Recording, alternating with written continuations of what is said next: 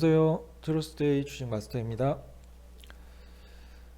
오늘 11월 22일 본격적인 이제 주린이 교육 과정에 앞서 장 간단히 짚어드리고 가도록 하겠습니다.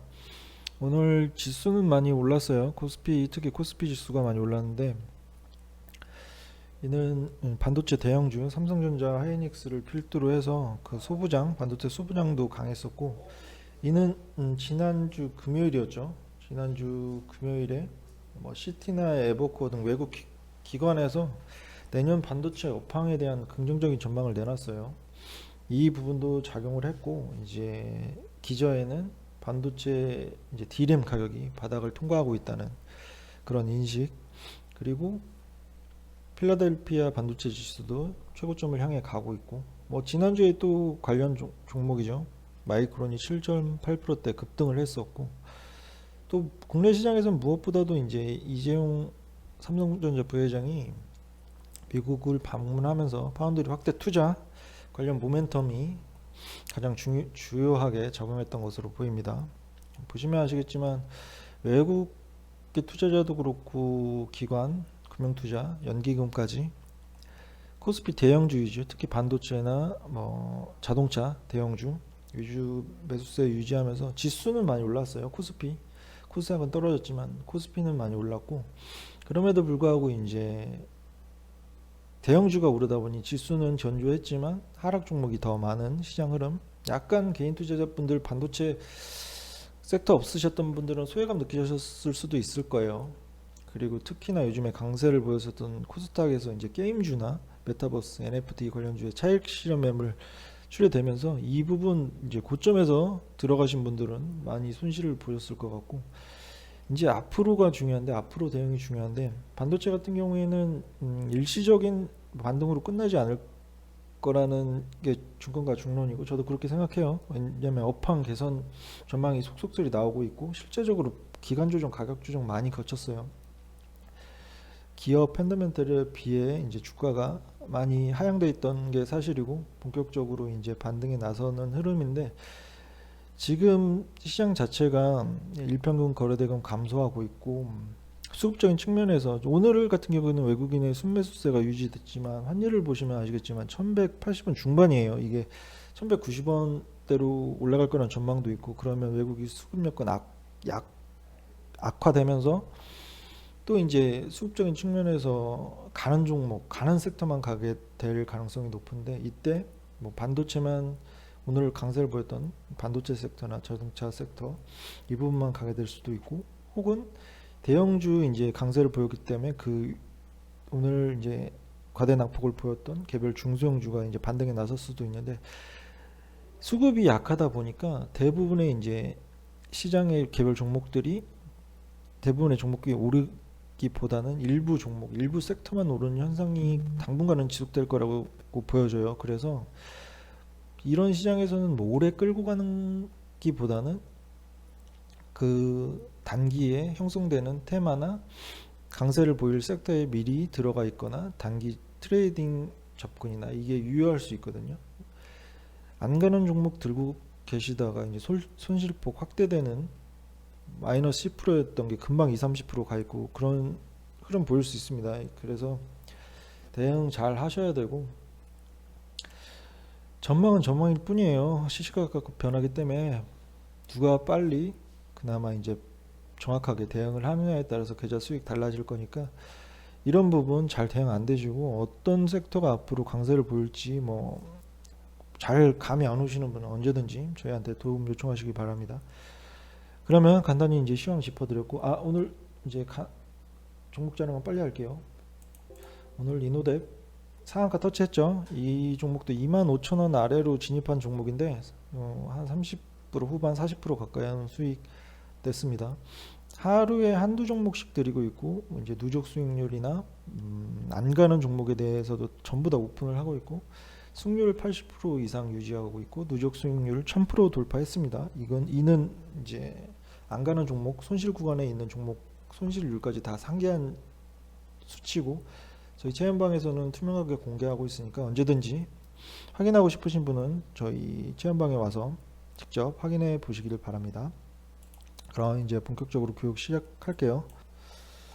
오늘은 이제 원래는 유상증자와 무상증자 요즘에 이제 주린이분들이 많이 접하는 용어이기도 하고 이제 정확한 용어에 대한 의미나 이게 이런 유상증자나 무상증자가 주가에 어떤 영향을 미치는지 정확히 잘 이제 모르시는 분들이 계셔서 두 개 다 이제 해드리려고 하다가 시간상 먼저 유상증자 먼저 설명을 해드리고 그 이후에 다음번에 이제 무상증자 해드릴게요. 오늘은 그래서 유상증자와 권리락에 대해서만 설명을 드릴 건데 일단 유상증자는 말 그대로 유상으로 증자하는 건데요. 먼저 그러면 증자가 무엇이냐? 증자는 기업이 이제 주식을 추가로 발행해서 자본금을 늘리는 것을 뜻하는데요. 크게 이제 신주를 돈 내고서 사는 유상증자와 이제 공짜로 받는 무상증자로 구분할 수 있는데요. 오늘 다룰 내용은 이제 유상증자입니다. 먼저 이해하고 가셔야 될 게 이제 기업이 돈을 확보하는 데는 자본금을 확보하는 데는 크게 이제 은행에서 차입하는 방법이 있을 것이고 채권을 발행하는 방법이 있을 것이고 뭐 유상증자가 있을 것인데 기업의 입장에서는 이 세 가지 방법 중에 유상증자를 가장 선호하는데 왜냐하면 이제 유상증자의 경우 원금이나 이자 상환 부담이 전혀 없기 때문이죠. 이 유상증자에는 모집 방식에 따라서 이제 구분을 할 수 있는데요. 세 가지로 구분할 수 있는데 첫 번째로 이제 주주 배정 방식, 삼자 배정 방식, 일반 공모 방식으로 구분할 수 있어요. 일단 주주 배정 방식은 기존 주주 대상으로 구주주라고 하죠. 기존 주주 대상으로 이제 신주를 발행하는 것이고 삼자 배정 방식은 회사의 임원이나 종업원, 거래처 또는 뭐 연고관계에 있는 자들에게 신주를 발행하는 방식이고 마지막으로 일반 공모 방식은 이제 불특정 다수에게 신주를 발행하는 방식인데요. 이제 간단히 절차를 짚어드리자면 유상증자 같은 경우에는 이제 이사회 결의와 증권신고서 제출을 시작으로 해서 1차적으로 발행가액을 확정하고 그 이후에 권리락이 발생되고 그 다음에 신주 배정 기준일 권리락 다음 날이죠. 이 정해지고 신주 인수권 증서 상장 및 거래 시작이 되고 확정 발행가액이 산정되고 이제 우리사주 조합 청약이 들어오고 구주중 청약이 되고 이제 납입일 신주 상장 순으로 진행되는데요. 이 이제 구체적인 뭐 진행 과정은 모르셔도 되고 여기서 이제 중요하게 우리 투자자분들이 아셔야 될 게 가끔 주식 하시다 보면 이제 종목 관련해서 신주 인수권이랑 이제 권리락에 관한 뭐 증서가 오거나 이런 용어를 많이 접하게 되는데요. 먼저 신주 인수권이 무엇이냐면 주주 배정 방식 유상증자의 경우에서 기존 주주들이 권리락과 동시에 신주 인수권, 매수권을 얻게 되는데 이를 신주 인수권이라고 합니다. 유상증자 과정에서 이제 어느 순간 계좌에 보면은 이제 종목명에 숫자와 영어가 붙은 종목을 발견하실 수가 있는데 이게 바로 신주 인수권이에요. 여기서 권리락은 무엇이냐? 권리락은 말 그대로 이제 증자의 배정 권리가 없어진 것을 의미하는데요. 기업이 이제 유상증자를 하려고 할 때는 일정 기일을 정해서 그 기준일까지 주식을 소유한 주주에게만 신주를 인수할 권리를 주는데요. 기준일 이후에 주식을 매수한 사람은 해당 권리가 없습니다. 권리락이죠. 따라서 이제 주주 배정 방식 유상증자에 참여하려면 신주 발행 기준일 D-2일까지 매수해야 합니다. 즉 이제 11월 예를 들어서 11월 30일이 신주 발행 기준일이다. 그러면 11월 28일까지 매수를 해야 됩니다. 전에도 언급해 드렸지만 우린 후불 결제 시스템이죠. 이 거래일 이후에 결제가 되기 때문에 신주 발행 기준일 이 거래일 전에 매수를 진행을 해놔야 권리의 신주 인수권을 받을 수 있다. 이런 식으로 생각해 두시면 되겠습니다. 그렇다면 이제 유상증자가 주가에 어떤 영향을 미치고 어떻게 해석해야 되는지에 대해서 말씀을 드릴 텐데요. 유상증자 관련된 신주의 경우에는 보통 이제 현재가에서 30-40% 정도 가량 낮은 가격으로 발행되니까 신주를 매수하는 것이 이제 이론상으로는 이득이긴 해요. 하지만은 이제 여유 자금이 없는 경우에는 뭐 예수금이 없는 경우에는 증자에 참여하지 못할 수밖에 없고 이제 권리락 발생 시에 그 주가 하락만큼 손실을 보게 되는데요. 이제 기존 주주들의 손실을 방지하기 위해서 이제 유상증자 권리락 날짜에서부터 주주의 신주 청약일까지 신주를 인수할 수 있는 권리, 즉 이제 유상증자에 참여할 수 있는 권리를 매매할 수 있는데요. 아까 말씀드린 이게 신주 인수권이죠. 신주 인수권을 행사할 수도 있고 이 신주 인수권 자체를 매매할 수도 있습니다. 따라서 신주 인수권은 5거래일 이상 거래할 수 있고 유상증자에 참여하지 않겠다, 뭐 어떤 이유로든 참여하지 않을 주주는 해당 기간 내에 반드시 이제 신주 인수권을 매도해야 합니다. 이 부분 알고 가시고, 유상증자가 이제 완료가 되면 회사가 발행한 전체 주식수가 늘어나게 되겠죠. 이제 이론적으로 보면은 동일한 시가총액을 가진 회사의 주식 숫자가 늘어나면 당연히 이제 주가는 떨어지겠죠. 근데 오히려 유상증자가 주가에 호재로 작용해서 주가가 오르는 경우도 부지기수입니다. 예를 들어서 최근에 이제 초록빛 미디어도 유상증자 후 이제 주가가 급등했는데요. 이유는 이제 유상증자 발표 후 주가 흐름에 가장 큰 영향을 주는 게 유상증자의 배경이기 때문인데요. 초록빛 미디어도 그렇고 이제 유망한 산업에 속해 있는 기업이 늘어나는 주문을 감당하지 못해서 뭐 신규 시설 투자 목적으로 유상증자를 한다거나 유망한 업황 호조가 기대되는 신사업에 하기 위한 이제 자금 마련을 위해서 유상증자를 한다거나, 후자가 이제 초록빛 미디어였죠. NFT 쪽도 이제 새로 이제 참여를 한다고 하면서 이제 유상증자를 했던 것인데, 이런 이유로, 이런 배경으로 유상증자를 기업에서 진행을 하게 된다면 이제 주가에 호재로 작용할 가능성이 높다고 해석할 수 있습니다. 이제 가능성이 높은 것입니다. 100%는 아니고. 반면에 이제 일부 기업에서는 본업에서 매번 적자를 내고, 많아요. 이런 기업들, 좀비 기업이라고 하는데, 본업에서 매년 적자를 내고서도 이제 운용자금이나 뭐 사업 다각화를 위한 타 법인 증권 취득 자금 목적, 뭐 이런 목적을 내세워서 유상증자를 시행하는 기업들이 많은데, 이런 기업들을 조심하셔야 돼요. 이런 기업들은 실제적으로 말씀드린 것처럼 실적도 계속 안 좋을 뿐더러 운영하는 자금이 부족하기 때문에 주주의 돈을 끌어쓰는 것이기에 지나지 않거든요. 그래서 이런 경우는 대부분 악재로 받아들이고, 실제로 이런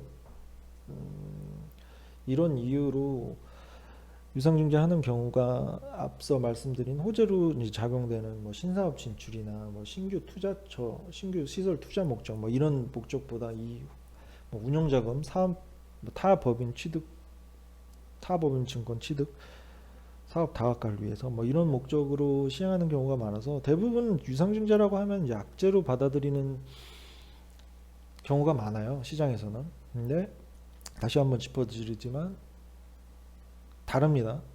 어떤 뭐 구체적으로 아까 초록빛 미디어 말씀드린 것처럼 실제적으로 유상증자를 진행하더라도 뭐 상한가에 임박하는 시세 분출이 나올 수도 있고, 이는 배경, 왜 유상증자를 하느냐에 따라서 많이 달라진다는 점 꼭 기억하세요. 그래서 여기서 이제 만약에 자신이 부여한 종목이 유상증자를 진행한다는 공시가 뜨면 어떤 배경에 의해서 유상증자를 진행하는지, 그리고 신규 상장 물량이 현재 시가총액 대비 어느 정도 수준인지, 혹시나 이제 3자 배정 증자에 나설 경우 어떤 투자자가 들어오는지, 여기 3자 배정 이제 간단히 짚어드리자면, 기존 대주주 혹은 뭐 기존 대주주의 뭐 지배력 강화 목적이나 뭐 기업 인수, 뭐 승계 관련된 이유로 3자 배정을 하기도 하는데, 이 부분도 악재로 작용하는 경우가 많아요. 기억하시고, 결론은 유상증자라고 해서 다 주가에 악재로 인식되지는 않는다. 그 배경이 중요하고, 만약에 그 신규 투자처 확보나 좀 더 유망한 사업 진출을 위한 자금 확보 차원이다, 이런 배경으로 인해서 유상증자하는 것은 주가에 호재로 작용할 수 있다. 하지만 그 이외에 뭐 운영자금 확보 차원이나 사업 다각화를 위한 타법인 증권 취득자금 목적 이런 경우에는 대부분 악재로 작용한다. 뭐 이 정도 짚어가시면 되겠고, 실제적으로 이제 신주 인수권 증서가 날라오면 그 기간 안에 신주 인수권 증서 매매를 하셔야 된다. 이 부분 잘 이제 기억하시면서, 누누이 말씀드리지만 주식 투자에 100%는 없습니다. 뭐 다음 시간에 말씀드린 뭐 무상증자는 대부분 호재로 인식되곤 하는데 이 또 양면이 있어요. 이 부분도 또 짚어드릴 텐데, 오늘 또 유상증자 이제 교육해드린 것처럼 주식 투자에는 어떤 현상에 대해 100% 그렇게 이제 답처럼 정해지는 것은 없습니다. 어떤 상황이냐에 따라 많이 달라질 수 있기 때문에 어떤 케이스가 있는지 정확하게 이제 기억하시고 잘 그 상황에 맞게 대응하시다 보면은 어느 순간 이제 마이너스였던 계좌가 플러스로 돌아서고 그런 시간이 꼭 올 겁니다. 그래서 꾸준히 이제 공부하시고 꾸준히 시장에 참여해 보시기를 바랍니다. 그러면 오늘은 여기까지 해드리고, 다음 시간에는 무상증자 관련해서 권리락도 한 번 더 설명을 해드릴게요. 그러면 다음 시간에 유익한 내용으로 다시 찾아뵙도록 하겠습니다. 시청해 주셔서 감사합니다.